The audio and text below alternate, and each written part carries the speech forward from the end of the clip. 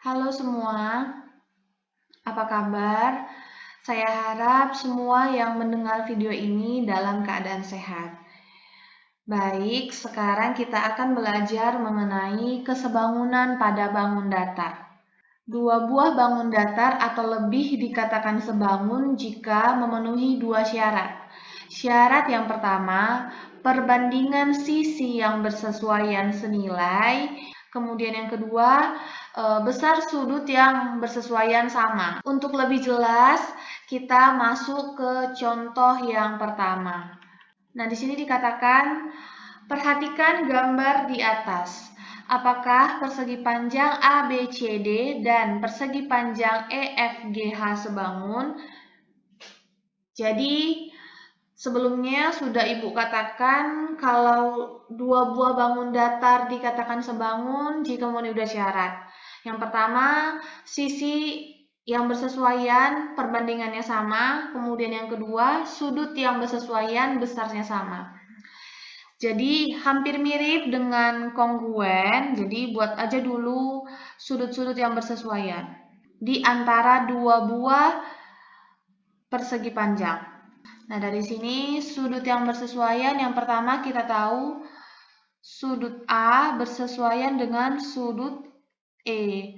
Kemudian sudut B dengan sudut F. Kemudian sudut C itu dia dengan sudut G. Kemudian sudut D dengan sudut H.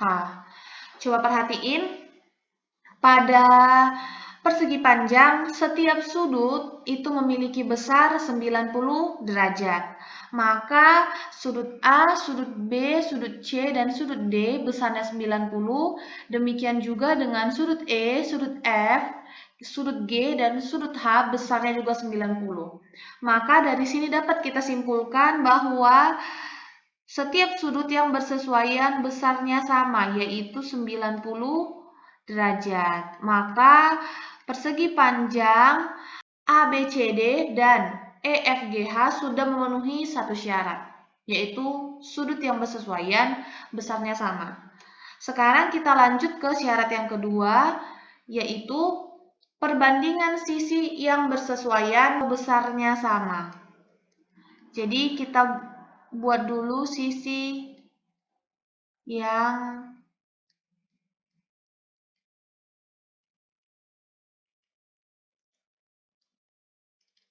coba lihat, berarti garis A, bukan garis, sisi AB sama dengan sisi EF, kemudian sisi BC sama dengan sisi FG, kemudian sisi DC sama dengan HG, dan yang terakhir sisi AD sama dengan sisi EH.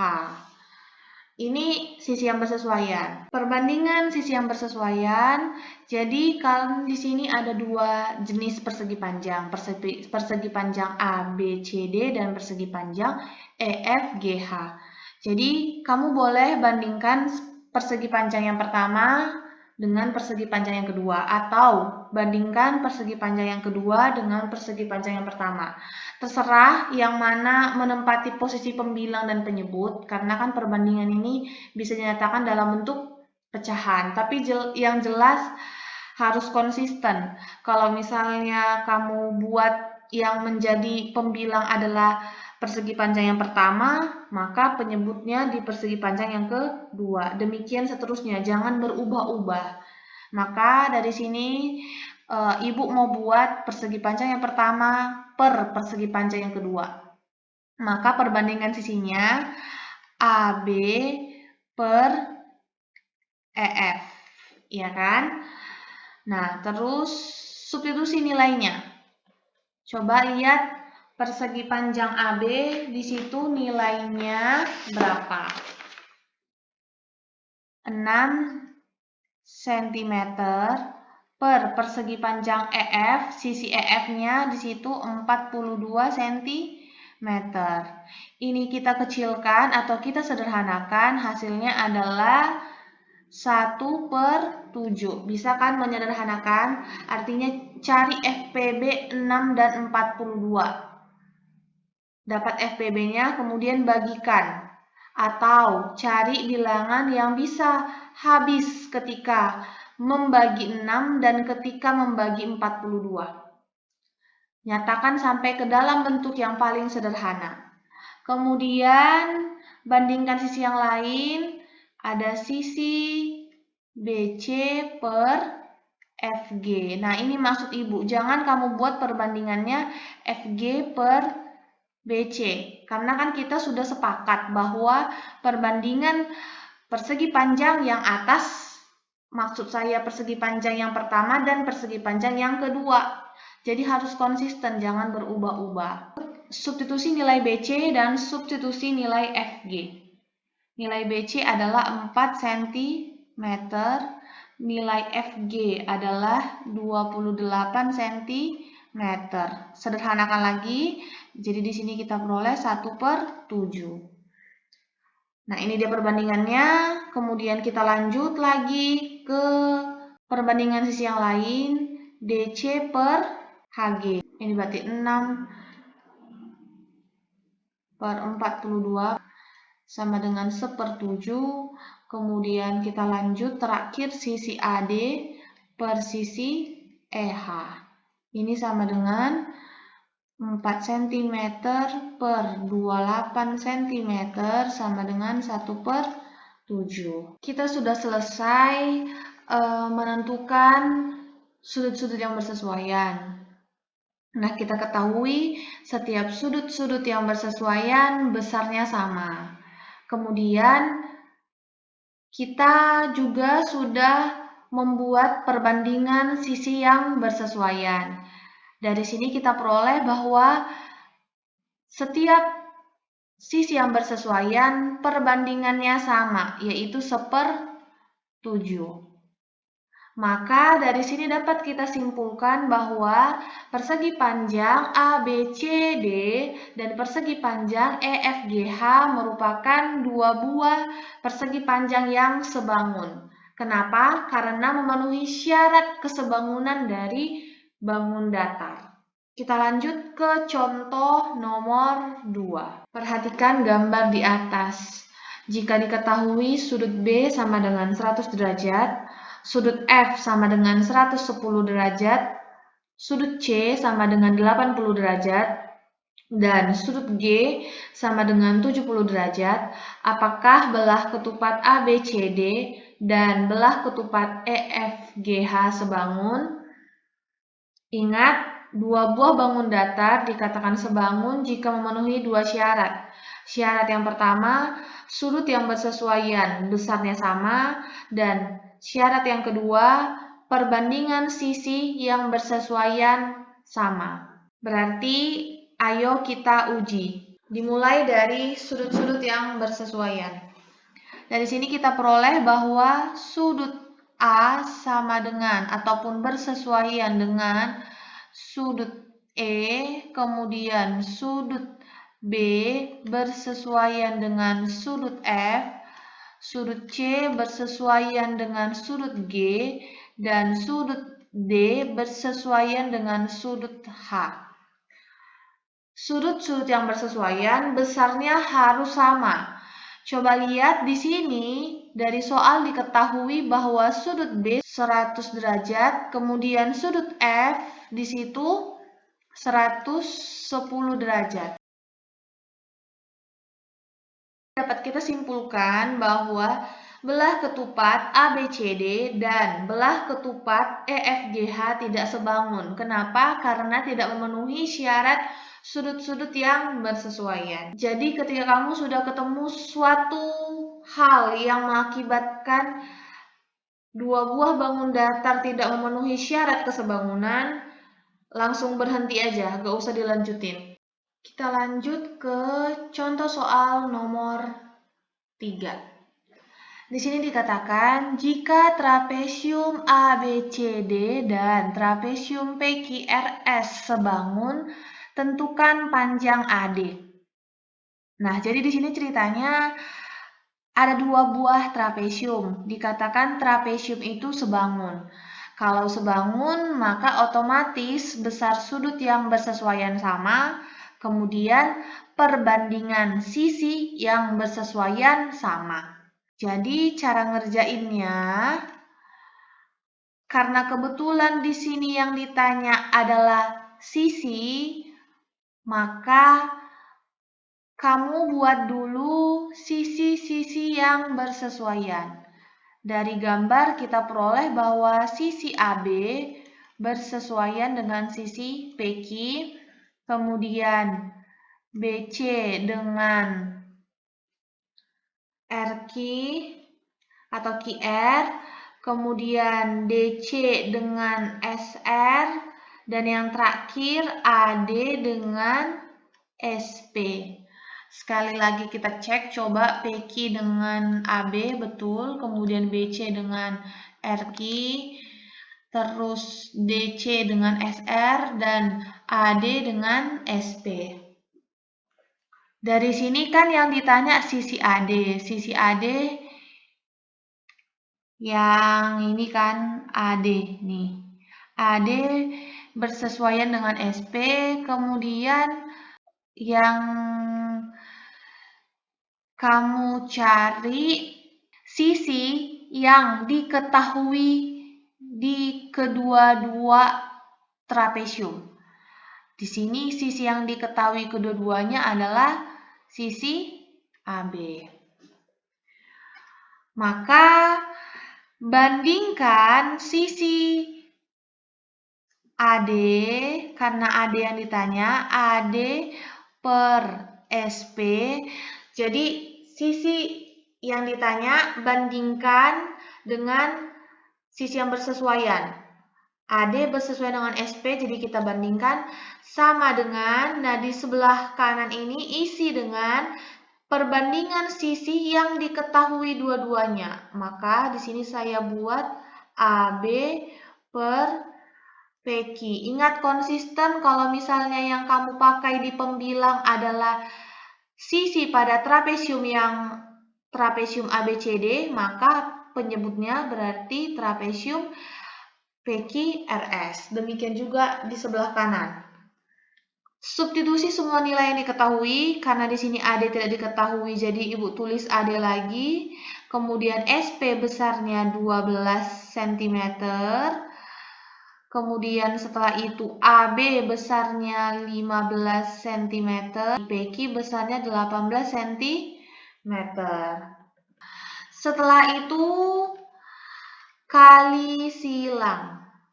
Maka kita peroleh AD dikali 18 cm sama dengan 12 cm dikali 15 cm.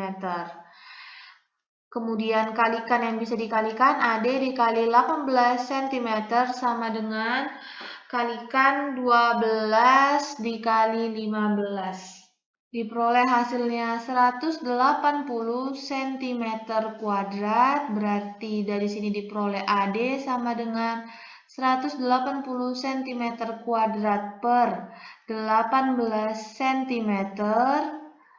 Dari sini kita peroleh AD sama dengan, bagikanlah 180 dibagi 18. Hasilnya 10 cm. Begini cara kerjanya. Jadi kalau misalnya kamu disuruh menentukan sisi dari dua buah bangun datar yang sebangun, maka bandingkan sisi yang ditanya dengan sisi yang bersesuaian, kemudian buat lagi perbandingan antara sisi yang diketahui kedua-duanya. Contoh nomor 4, jika segitiga ABC dan segitiga EFG sebangun, tentukan panjang EF. Dari soal kita peroleh bahwa panjang sisi AC 30 cm, sisi AB 16 cm, sisi EG 45 cm. Karena kedua segitiga ini sebangun, maka sudut-sudut yang bersesuaian sama besar dan perbandingan dari setiap sisi sama. Dari sini yang ditanya adalah sisi EF. Sama seperti nomor sebelumnya, kamu buat dulu sisi-sisi yang bersesuaian. Sisi AB bersesuaian dengan sisi EF, kemudian sisi AC bersesuaian dengan sisi EG, dan terakhir sisi BC bersesuaian dengan sisi FG. Yang ditanya adalah sisi EF. Yang ini berarti ya. Kemudian tentukan sisi yang kedua-duanya diketahui. Berarti sisi AC dengan sisi EG. Terus buat perbandingan dari sisi yang ditanyakan. Berarti yang ditanyakan EF. EF bersesuaian dengan AB, maka buat dalam perbandingan. Di sini saya buat perbandingannya AB per EF. Kalau kamu mau buat EF per AB juga boleh ya. Sama dengan perbandingan sisi yang keduanya diketahui. Di sini AC per EG. Perlu saya ingatkan kalau kamu membuat EF per AB berarti sama dengan EG per AC. Jangan kebalik ya, harus konsisten. Kalau kamu buat sisi pada segitiga yang pertama di pembilang, maka untuk seterusnya harus demikian. Kemudian substitusi semua nilai yang diketahui. Dari sini kita peroleh AB panjangnya 16 per EF yang ditanyakan sama dengan 30 per 45. Sama seperti yang tadi, kali silang. Berarti dari sini kita peroleh EF dikali 30. Satuannya kita belum buat, cm. Cm, ini juga 16 cm. 30 cm sama dengan 16 cm dikali 45 cm. Kemudian kalikan yang bisa dikalikan, EF dikali 30 cm sama dengan cari 16 dikali 45. Hasilnya 720 cm kuadrat. Gak apa-apa sih kalau kamu gak mau buat satuannya. Jadi EF dikali 30 sama dengan 16 kali 45. Sama aja ya. Berarti EF sama dengan 720 cm kuadrat per 30 cm. Hasilnya adalah 24 cm. Jadi kita peroleh bahwa panjang sisi EF adalah 24 cm. Contoh 5, contoh ini sekaligus merupakan contoh terakhir yang akan kita bahas pada video ini. Di situ dikatakan jika diketahui panjang PR 12 cm, ST 8 cm, dan PT 3 cm, tentukan panjang TQ. Supaya lebih mudah, kita tulis dulu setiap yang diketahui pada gambar. PR katanya 12 cm, kemudian ST 8 cm, PT 3 cm. Tentukan panjang TQ. Perlu kalian ketahui kalau kalian ketemu gambar seperti ini, maka ini otomatis sebangun. Nah, coba perhatikan lagi, gambar ini terdiri dari dua buah segitiga, yang mana segitiganya adalah segitiga STQ dan segitiga RPQ. Maka kedua segitiga ini adalah segitiga yang sebangun. Karena sebangun, maka sisi-sisi yang bersesuaian perbandingannya sama dan sudut-sudut yang bersesuaian besarnya sama. Karena di sini yang ditanya adalah panjang sisi, maka kita harus tahu dulu sisi-sisi yang bersesuaian. Ayo, sisi TQ bersesuaian dengan sisi PQ. Kemudian sisi ST bersesuaian dengan sisi PR. Dan yang terakhir sisi SQ bersesuaian dengan sisi RQ. Dari sini tentukan sisi yang ditanya. Sisi yang ditanya adalah TQ. Berarti TQ kita ketahui bersesuaian dengan PQ. Kemudian lihat lagi sisi yang kedua-duanya diketahui. Dari sini sisi ST diketahui bersesuaian dengan sisi PR. Kebetulan PR juga diketahui. Berarti sisi yang ditanya dengan sisi yang bersesuaian kita nyatakan dalam perbandingan. Kita peroleh TQ per PQ sama dengan buat sisi yang kedua-duanya diketahui dalam bentuk perbandingan juga. Berarti ST per PR. Kemudian substitusi semua nilai yang diketahui. Berarti TQ per PQ. Coba kamu perhatiin TQ yang ini kan. Kemudian PQ yang di bawah. Dari sini bisa kita peroleh bahwa PQ itu adalah garis ataupun sisi PT ditambah sisi TQ. Iya kan? Coba perhatikan gambarnya sekali lagi. Sisi PQ itu sama aja dengan sisi PT ditambah TQ. Kemudian sama dengan ST. ST panjangnya 8 per RP-nya atau PR-nya adalah 12.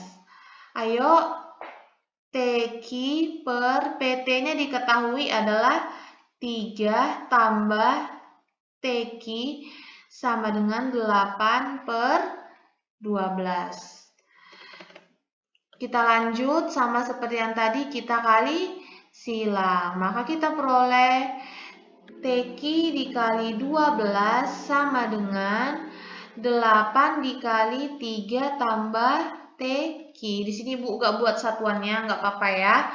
Berarti dari sini kita peroleh TQ dikali 12 sama dengan, kaliin masuklah ini nak. Oke, berarti 8 dikali 3 adalah 24 ditambah 8 TQ. Kemudian kita lanjut, ini 12 TQ sama dengan 24 ditambah 8 TQ. Kita mau cari TQ, modifikasi bentuknya, maka kita peroleh 12 TQ kurang 8 TQ. Karena kita mau cari TQ, kelompokkan variabel TQ ke satu ruas sama dengan 24.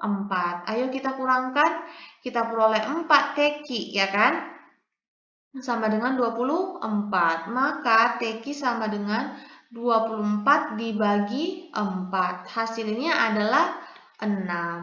Jadi panjang TQ adalah 6 cm. Oke, demikian pelajaran kita hari ini. Semoga membantu. Jika ada kesalahan, tolong dimaafkan juga. Terima kasih banyak. Jangan lupa like videonya, share, dan subscribe. Terima kasih.